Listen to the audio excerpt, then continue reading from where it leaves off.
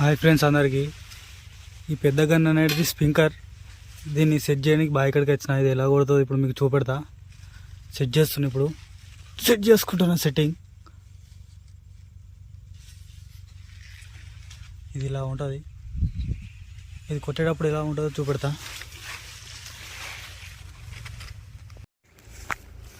Motor చాలు చేయబోతున్నా. ఇప్పుడు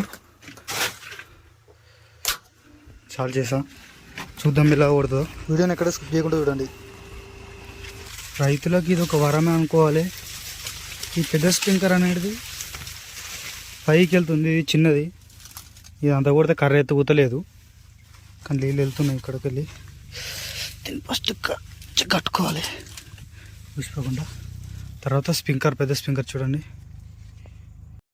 రైతులు అనేటోళ్ళు పెద్ద స్ప్రింకర్లు పెట్టాలి, ఇలాంటి చిన్న స్ప్రింకర్లు పెట్టకూడదు.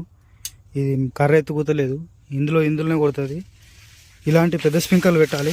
నేను చూపెడతా.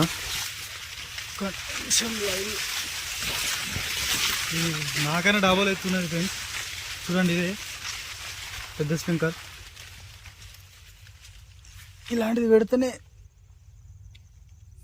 అప్పుడు మంచిగా ఉంటుంది. ఇలాంటి స్ప్రింకరే పెట్టాలి. చూడండి ఎంత పొడుగుందో. లైక్ చేయండి, షేర్ చేయండి, సబ్స్క్రైబ్ చేయండి బ్రో.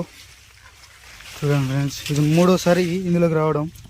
ఇక్కడ పైప్ పూసిపోయింది, దాని కెపాసిటీకి సరిపోనంత ఉన్నది. ఏం చేద్దాం ఫ్రెండ్స్, ఇది మూడోసారి ఇక్కడికి రావడం. ఇది కట్టాలి. ఇది ఫ్రెండ్స్ చూడండి ఫ్రెండ్స్, ఇంత లోపలికి వెళ్ళి అది ఎక్కడ దాకా కొడుతుందో.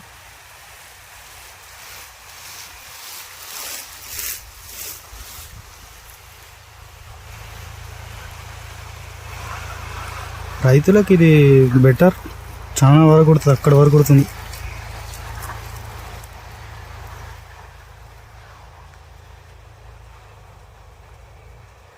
ఇలాంటిది వాడాలి, చిన్న నౌజలు ఇబ్బంది పడే బదులు.